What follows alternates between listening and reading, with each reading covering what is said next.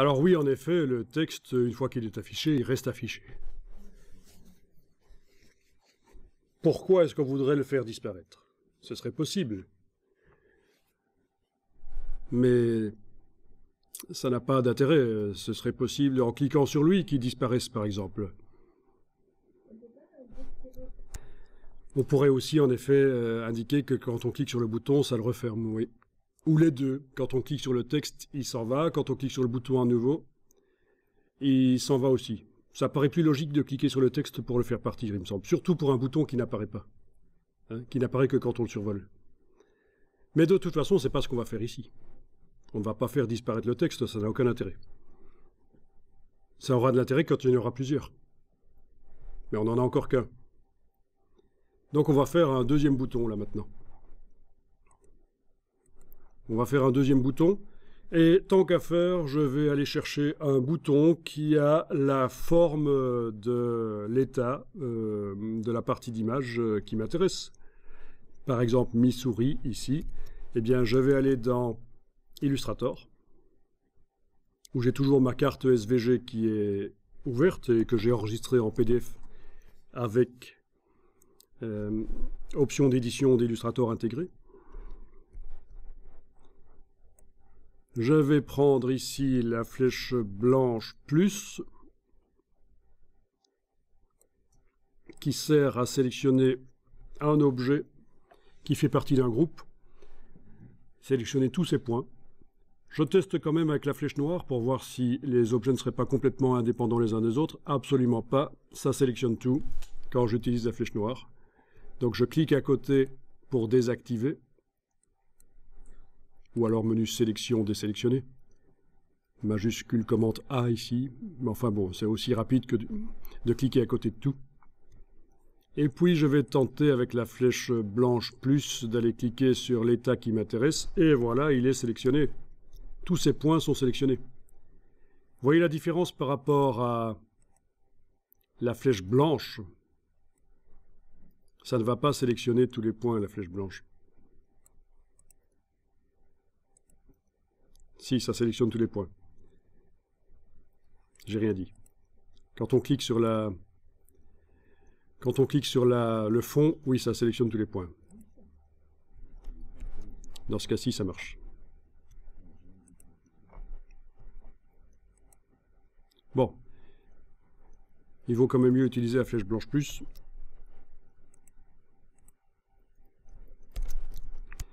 Donc, ceux qui ont une carte qui n'est pas vectorielle, vous allez devoir, dans Illustrator,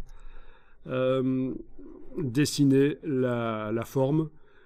Ah mais écoutez, je vais vous montrer comment faire à ce moment-là. Ne faites rien, vous. Ceux qui ont une carte pixel, ça va se faire dans Photoshop en fait. Mais ceux qui ont une carte vectorielle, vous avez déjà la forme qui est accessible comme ça. Donc vous la sélectionnez avec la flèche blanche plus, vous faites édition, copier, et vous allez dans InDesign.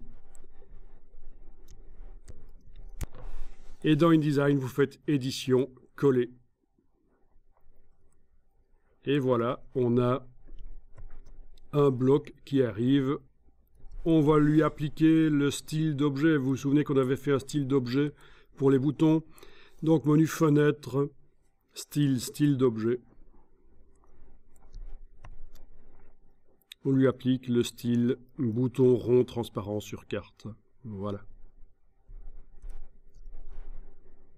Il va falloir le redimensionner avec l'outil de transformation manuelle. Poignée du coin avec la touche majuscule. Et aller le repositionner. Oui, parce que ma carte, je l'ai redimensionnée dans InDesign. Donc, il y a un redimensionnement nécessaire ici. Repositionner relativement correctement avec les flèches sur le clavier. En général, c'est là qu'on me demande quelle flèche. Eh bien, la réponse, c'est les flèches sur le clavier. Parce qu'il y en a. Il n'y a pas le choix. Les flèches sur le clavier permettent de repositionner correctement. Ok, donc voilà un bouton, enfin un bloc qui va être transformé en bouton et qui a été rapidement fait puisque j'ai été repêcher ça dans Illustrator. Alors, pour ceux qui auraient une carte pixel, ben, il va falloir ouvrir ça dans Photoshop.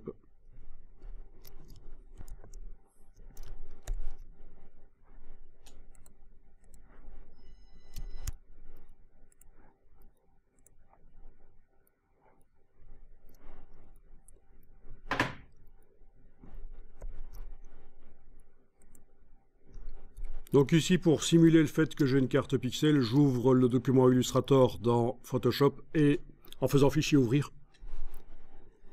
Et quand on fait fichier ouvrir, normalement Photoshop il traite des pixels, on est d'accord. Hein. Quand on fait fichier ouvrir, c'est uniquement pour ouvrir des images pixels. Donc Photoshop repère que le document que j'essaie d'ouvrir est du vectoriel et il m'a proposé de le pixeliser. Et j'ai donc obtenu des pixels. Comme on le voit quand on zoome, ce sont des pixels. On va simplement prendre dans ce cas-ci la baguette magique. On pourrait aussi travailler avec plage de couleurs. Les deux pourraient fonctionner. Avec la baguette magique, je clique dans la zone. Voilà.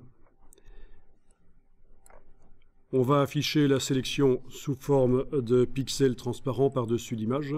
Donc ici, avec le Quick Mask. Je vous rappelle que la couleur de Quick Mask, vous pouvez la changer en double-cliquant sur lui. Ne changez jamais ceci, sinon vous n'allez pas vous y retrouver. Les couleurs doivent toujours montrer les zones masquées. Donc le Quick Mask. Et là je remarque que, ben oui, j'ai la forme de l'état ici du Missouri, mais il faudrait que le texte ici ne fasse pas partie soit inclus à la sélection. C'est surtout ça, il faut qu'il soit inclus à la sélection. Donc avec le pinceau, je vais aller dessiner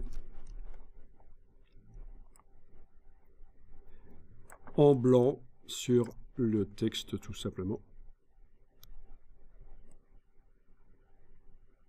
Voilà, pour dire que ça doit être sélectionné.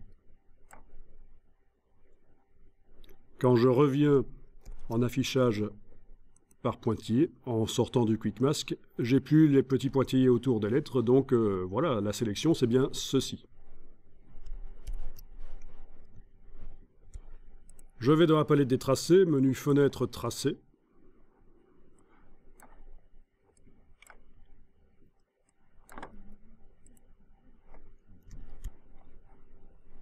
Et je vais demander de créer un tracé au départ de la sélection. Donc pour ça, menu de la palette des tracés, oui il y a des icônes ici en bas qui permettent de le faire aussi, mais menu de la palette des tracés, convertir en tracé. Je préfère y aller par là parce que le dernier réglage de tolérance utilisé revient et je préfère vérifier que c'est correct. Alors la tolérance moyenne pour convertir une sélection en un tracé c'est 2. Je clique sur OK et voilà ce que ça donne. C'est parfait. J'annule.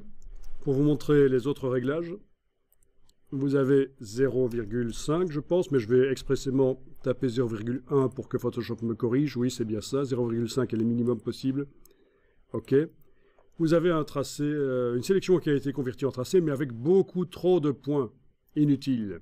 J'annule. Je reconvertis. Cette fois-ci, je vais prendre l'autre valeur extrême qui est 10, mais je vais faire exprès d'indiquer 20 pour être certain de... Voilà, c'est bien 10, le maximum dans l'autre sens. Et là, vous avez une sélection qui comporte trop peu de points, elle n'est pas assez précise. Donc il faut le savoir, en fonction des images, vous allez devoir peut-être parfois modifier la tolérance lors de la conversion d'une sélection en tracé. J'annule, et je vais refaire une conversion avec 2 qui, dans ce cas-ci, fonctionnait très bien. 2. Donc ça me fait un tracé qui est aussi valable quasiment que si j'avais fait à la plume manuellement. Je le copie et je vais dans InDesign et je le colle. Et il ne veut pas, super, on va y arriver. Non, il y a une autre solution, s'il ne veut pas, directement de Photoshop à... S'il ne veut pas, on va trouver une solution. Mais c'est peut-être parce que je ne l'ai pas sélectionné avec la flèche noire en fait. Copier.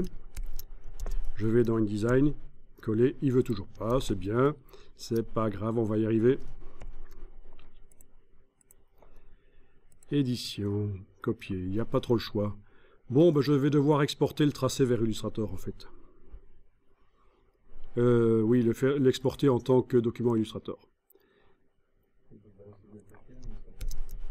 Oui, bonne idée. Je m'apprêtais à faire fichier exportation tracé vers Illustrator, ce qui est intéressant quand on a plein de tracés en fait. Mais c'est vrai que dans ce cas-ci, on pourrait faire un copier dans Illustrator, bien vu. Je le copie, je vais aller le coller dans Illustrator, dans un nouveau document par exemple, pour ne pas s'embrouiller avec celui-là. Voilà, je le colle. Voilà, là, il demande en quoi on veut le copier et on va choisir ouais, tracé transparent, c'est bien, voilà. Tracé transparent. Donc en effet, bien vu, c'est un peu bizarre, il faut le faire passer par... ça me paraît quand même bizarre, hein. Je ne suis pas certain que ça va le faire à chaque fois. Que la copie directe de Photoshop vers InDesign sera impossible. Ok, tracé transparent. On a le tracé qui est bien sélectionné. On le copie, on va aller dans InDesign, on le colle et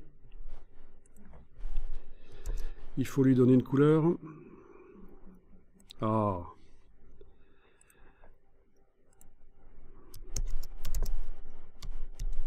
Voilà, il faut lui donner une couleur dans Illustrator pour que ça marche. En tout cas, voilà, il est copié en tant que tracé.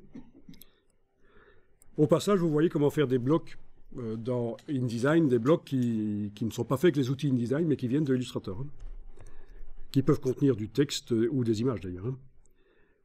Voilà, j'applique le style d'objet et directement j'ai mon rouge transparent qui est là. Nickel. Bon, ça fait double emploi avec ce que j'avais fait précédemment, mais enfin ça explique à ceux qui veulent comment transformer une partie d'une carte là en vecteur. Donc,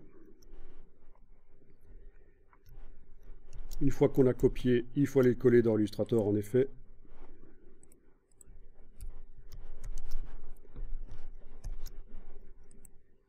Il faut lui donner une couleur, n'importe quoi.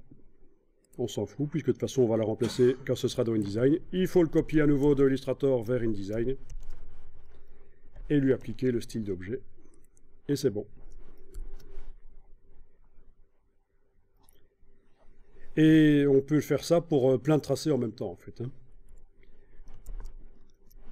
Ça ne va pas poser de problème de faire ça pour plein de tracés en même temps.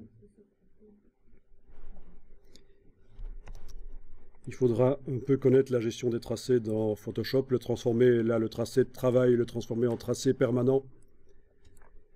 Puis, aller resélectionner d'autres choses.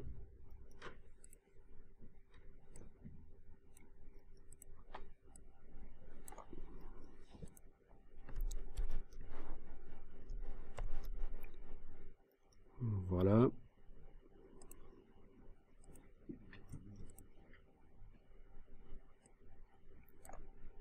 Voilà.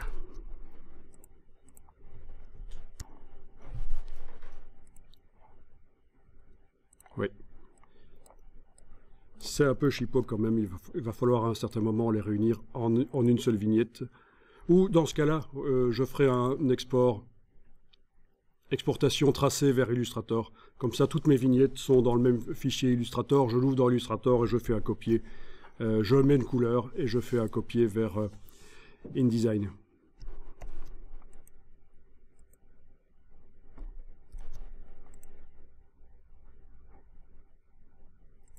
Ça m'a fait un fichier Illustrator que j'ouvre dans Illustrator.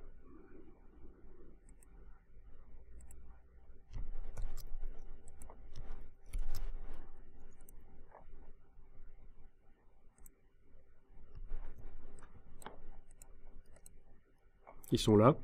Ils n'ont pas de couleur au départ. Hein. C'est pour ça que j'ai dû basculer en affichage par tracé pour les voir.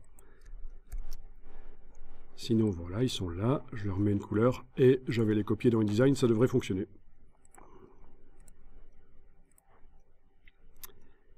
Ok. Je vais la mettre comme ça. À la manière Photoshop, exceptionnellement, puisque mon nuancier est vide.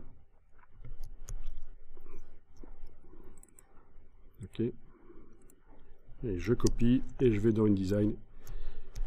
et je colle, et voilà. Donc vous pouvez faire tous les États des États-Unis, les vectoriser dans Photoshop, fichier exportation tracé vers Illustrator, ouvrir dans Illustrator, mettre une couleur aux tracés qui n'en ont pas,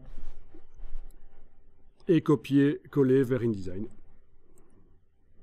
Donc pour chaque état, vous ne devez pas faire l'opération, ça va être plus rapide. Voilà, j'annule ça, c'était juste pour montrer. Je pense que voilà, vous avez appris des choses à propos de la vectorisation dans Photoshop, vectorisation de sélection, ça peut être intéressant, et transfert de formes spéciales de Illustrator vers InDesign pour les utiliser pour quoi que ce soit, mettre des images, du texte ou même des fonds ici colorés.